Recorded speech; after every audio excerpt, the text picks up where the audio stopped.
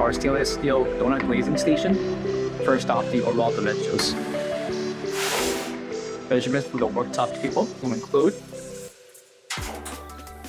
27.5 inches in length, 33.75 inches in depth, and height with wheels. We have 36.5 inches tall. Dimensions for the bottom area, we have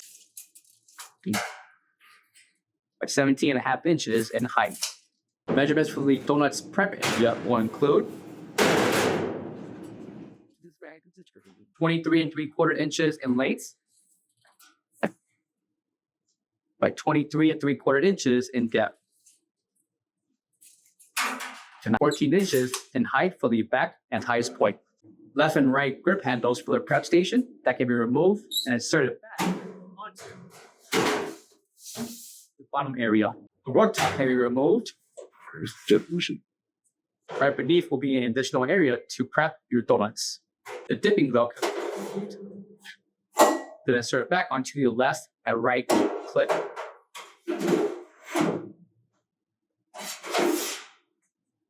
Your donuts and your products can be positioned onto this area. The dipping wheel is where you can insert your toppings or cream and glaze your donuts.